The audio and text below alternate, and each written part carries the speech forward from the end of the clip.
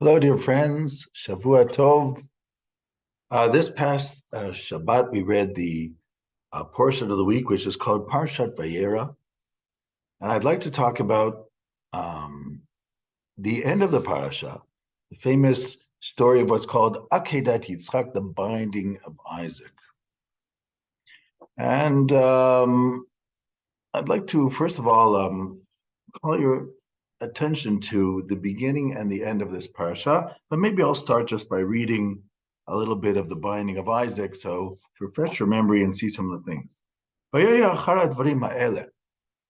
After these things, like the story of Avimelech and the covenant that Abraham made with Avimelech, Abraham, and God tested Abraham. Some people say the word Nisa means to exalt. And he said to him, Abraham, Abraham. And Abraham said, I'm here. Said, take, please, your son, your single son, the one that you love, Isaac, and go to the area, the country of Moriah, the land of Moriah, and bring him there for an offering on one of the mountains which I shall show you. And Avram gets up early in the morning, and he saddles his donkey, and he takes two young lads with him, and he takes Isaac. And he cuts wood, and he gets up, and they go to the place where God told them. On the third day, Abraham lifts his eyes, and he sees the place from far away. And Avram says to his lads, you stay here with the donkey, and myself and the lad, meaning Isaac, we shall go up there, and we shall bow down, and we shall come back, which is interesting. And Avram takes the atzei olah, which means the wood for the offering, and he gives it over to Isaac. And he takes what he has to make the fire, and he takes the knife, and they go together. And Isaac says to Avram, my father. He says, yes, my son. Says, I see we have something for the fire, and I see we have the wood. Where is the lamb for the offering? And Avram says, God will show him the land, will show him the lamb for offering my son. And they went together. Very unusual. Rashi points out that the wording here seems to be Avram hinting to Isaac that it might be him. God will show, it says, Elohim yireh lo. God will show him the lamb for an offering, my son. It's a very unusual quote. And then they come to the spot which God said, and Abraham builds the mizbeach, the altar, and he puts the wood, and he binds Isaac and puts him on top of the altar, on top of the wood. By the way, you have to remember that Isaac, well, according to Avraham ibn Ezra, is at least 13 years of age, because he's called a lad. Rashi makes a calculation 37, which, of course, in both cases, though, Isaac would have to help his aging father put him on top. So Isaac is going along. He has total faith in Abraham's prophecy, whatever it might be. And Abraham stretches out his hand and he takes the knife, about to slaughter his son, and then the angel of God calls out from the heavens and says, Abraham, Abraham. He says, yes. He says, don't touch the lad. Don't do anything to him. Now I know that you're God-fearing, and you did not withhold him, your son, from me. And Abraham lifts his eyes for a second time when he sees the aisle, the lamb, nechaz basvach v'kanav, which has its horn stuck in the thicket.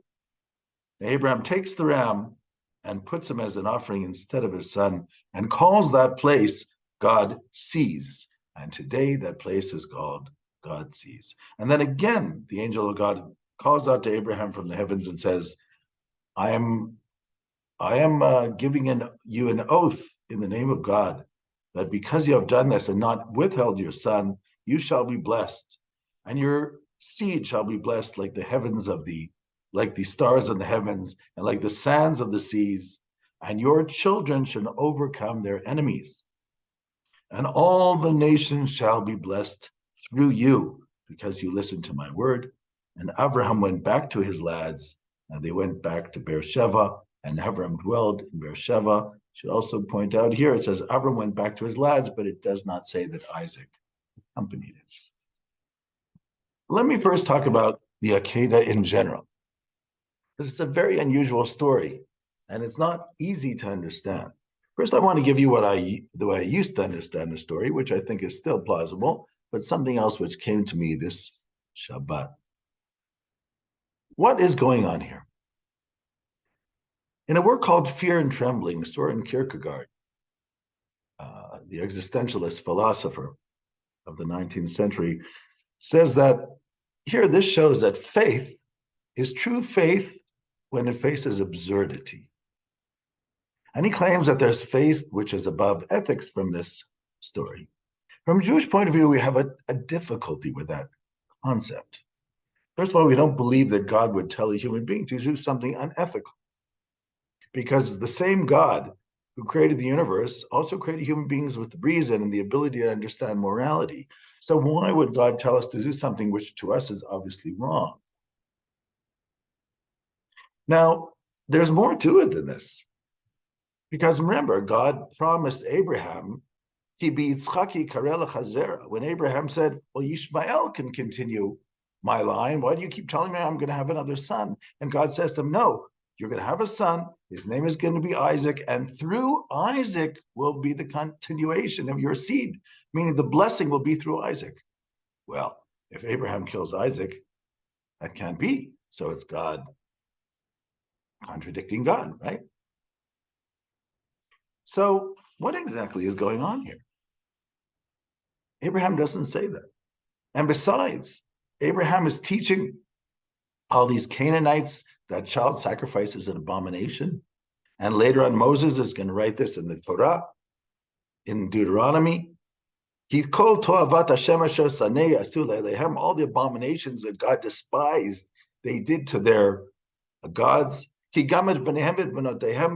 Because their sons and their daughters, they would offer up in the fire before their gods. So these are abominations. Why would God do such a thing? Now, the interesting thing is also the rabbinic sources have a difficulty with the Akeida story. And the rabbinic sources, for instance, Vayera and the Talmud in Ta'anit, page 4a, bring the verse, both of these sources bring the verse from Jeremiah chapter 19, verse 5. And in Jeremiah verse 5, it's talking about the sins that were done in the Hinnom Valley in Jerusalem. And what were the sins done there? The sins were Banu et Bamot Habal, which means, let me just find it. So it says, because they forsake me and estrange these places. Let me just find it. They have also built the high places of the Baal to burn their sons with fire for burnt offerings to the Baal, which is an idol worship, which I did not command them, lo tziviti, nor spoke to them, lo dibarti, neither did it even come into my mind, v'lo altali bi. I would never say such a thing for people to do. So the Talmud in Ta'anit quotes this. And also the Midrash in Vayera. The Midrash in Vayera says, first the Talmud says, I did not command this. I never spoke this, meaning I never commanded child sacrifice, never spoke it, and it never even occurred to me that should be such a thing. The Talmud says, brings 3 cases, and the third one it says, and never occurred to me, this is Isaac, the son of Abraham, which means it never occurred to God that Abraham should bring him for a sacrifice. But wait a second, doesn't God say to him, bring him to Moriah for an olah? And olah sounds like, okay, you could theoretically say olah means to upraise him. But normally in the Bible, olah means a sacrifice called the olah sacrifice, no? In Vayera, they bring it slightly differently. There it says, the same verse from Jeremiah, and it says, about al sherlo tziviti, I never commanded. And then the Midrash asks itself a question. What do you mean you never commanded? Doesn't it say Valeu Lola? Doesn't it say bring him as an offering on one of the mountains, which I will show you? Hola. And then the Midrash says, no, but didn't the angel say, do not send your hand to the child and don't touch him? So obviously, I didn't want him to do it. Okay, very interesting. It sounds like our rabbis have a difficulty. Why would God put Abraham through something that God doesn't believe in? Why such a test? What is going on here? So I'll tell you how I used to explain this. By the way, it's very interesting that in the first century, Philo of Alexandria, Yedidya in Hebrew, in his Greek commentary to the Torah, Philo is a Jew, in his Greek commentary to the Torah, when he talks about the binding of Isaac, and by the way, binding means binding the legs and the hands, like putting together, right? The binding of Isaac. So he says, he starts and he says, it says that this is a test. Elohim nisat Abraham, God tested Abraham. So Philo says, why is this a test? Today we know so many places where there's still child sacrifice. So what's the big deal? So Philo says, the test was that Abraham should understand what the angel said, you're not allowed to do this. That was the test. Very interesting position of Philo of Alexandria for the first century when there had, I guess, still child sacrifice in the world. So the way I used to explain it was, Abraham is a lover of God, and he's willing to do everything for God. When Abraham, though, sees corruption of justice, he stands up even to God, right in this week's portion. When he sees the 5 cities of Sodom and Gomorrah that God wants to destroy, he says, well, what if there are 50 righteous people? You are the judge of all. You have to do justice. What would you do with those 50 righteous people? God says, I would leave the cities for the 50 righteous people. And Abraham said, what about 45, 40, 30, 20, 10? 10 he stops. Because he realizes that obviously this was taken into account, and he stopped saying what he has to say. But Abraham is willing to put himself on the line for other people. But Abraham is afraid to put himself on the line when it is something of his own personal interest, meaning his own son. He finds it hard to defend himself. It looks like he's doing it for his own interest and not for absolute justice. So Abraham has a lot of things that he could say to God. God, you said that I would have this son. You said that through this son would be my continuation. You hate child sacrifice. Why are you doing this? But he does not. I want to explain something. In my humble opinion, what's going on here is not a test of faith, but a question of trust. Abraham has perfect faith. God doesn't need to test his faith.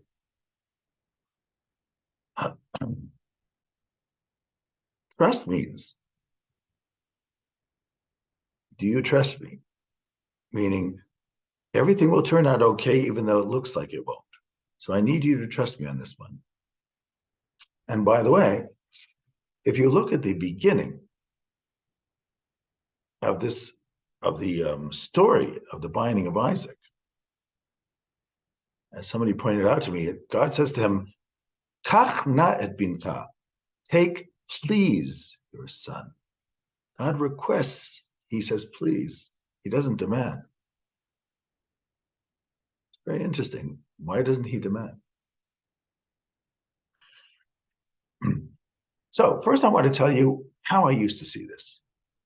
And now I want to tell you what has come to my mind, and I think there is something to it. I used to see this like this. Abraham in Kabbalistic literature and in the book of Isaiah is called Avraham Ohavi, Abraham, my lover. There's something about love that it doesn't always know limits. And I used to think that God is trying to teach Abraham limits. I'm telling you to do something, but I want you to know that even in the name of love and faith, there's certain things you cannot do. So God says to Abraham, I'm taking you, take your son, you're going to bring him up in his own olah on one of those hills. And Abraham goes through all the motions. On the last minute, God sends the angel and says to Abraham, Abraham, I want you to know that I would never command you this. Don't do it. And then what does the angel say to Abraham? Now I know you're God-fearing, not just God-loving. Love is boundless. Fear knows how to have limitations, how to step back. This is the way I used to understand this, and I think there's still meaning to this. This idea there's boundless love, which is one connection to God, and there's fear and reverence, which is a different type of connection to God. So Abraham has now proved that he also has fear. He knows how to draw the lines, and this is what God is teaching him. But I think there's a second idea here. Let me first compare the beginning of the parasha to where we are right now. The story at the beginning of the parsha, there are a lot of, I found at least 5, but there are actually more things that are similar to the opening section of this week's parsha in the end. The opening section, when 3 angels come to Abraham, and he serves them hospitality and has them wash their feet and gives them bread and gives them from the cattle some food. And then they tell him that Sarah's going to have a child. Now, there are at least 5 things that are very similar. Number one, the absurd. The similarity, and one and a very big similarity. The absurd is Sarah's 90 years old. Abraham's 100. Sarah's after her prime. She's not fertile anymore. She doesn't have her cycle anymore. It says, how can it be that after my old age, I'm going to have a cycle again? And also my man is old. He's 100. And God says, is there anything wondrous for God? Like I can't do it? And right? I mean, the angel says in the name of Abraham, right? Abraham is told by God. And the angel says to her, no, you're going to be having a child. That's why I'm here to tell you this. So number one is the absurd. The absurd is also in the Akeida story. As I said, Abraham's told to do something absurd. God told him to have a child. God told him this child is going to be the blessing that he's been promised all his life, that he's going to be a great nation, will be through this child. And now God theoretically wants the demise of this child. Does that make any sense? It's also totally absurd. That's number one. Number two, at the beginning of the parasha, 3 angels come. At the end, and they have a message of blessing. At the end of the parasha also, the angel comes twice and gives a message of blessing to Abraham. How his children will be greater than the sands of the sea and the stars of the heaven. Number 3, it says about Sarah. She laughed, and when God said, "Why did you laugh?" She said, "I didn't laugh because she feared." And Abraham, it says, "Now I know that you fear God." And as I said, you have the birth of Isaac at the beginning, and you have the possible demise of Isaac. And also another thing, it says twice at the beginning of the parsha, Abraham lifted his eyes, and he saw 3 people coming. And he saw, it says again, and then he started running to them.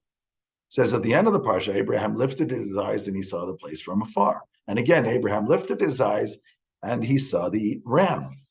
So also you have these parallels. So what does this mean? Here I'm following an idea by Nachmanides, a Ramban. Nachmanides says that in Genesis, there's an idea, one of the ways we understand the scripture is Maaseh Avot Siman Labanim, which is what happens with the patriarchs and the matriarchs are a sign for the later generations, a paradigm for the later generations to teach us. What I think is happening is something like this. Again, God says to Abraham, please take your son. You'll also notice that in the whole story of the binding of Isaac, God is called Elohim, which means the God of judgment. And the God of fear, by the way, God of judgment. Only at the end, when the angel speaks to Abraham twice, it uses the tetragrammaton, the 4-letter name of God, which is called the name of compassion. When he says, don't touch the boy and don't send your hand to him, and also tells him how, because you have done this, your seed will be blessed and you'll have many, many descendants from you. So the way I understand is something like this. There is a need for Abraham to go through the motions of what is going to happen in later generations. Just like he had the covenant of the parts, Brit ben Abtarim, And after this covering of the parts, when Abraham said, give me a sign that I'm going to have the land and the children, he does this covenant. So here too, God wants to make a covenant with Abraham through going through the motions. And for some reason, this is very important. So he says to Abraham, I want you to trust me on something. And he says, please. And he doesn't tell him what it is until it's all over. This unusual test. I try to explain the word trust as, sometimes you'll see a film and let's say the hero of the film says to somebody, do you trust me? The guy says, yeah. He pushes him into the water. A minute later, there's an explosion. In other words, you have to trust me sometimes, even if things seem a little bit look like they're going in the wrong direction.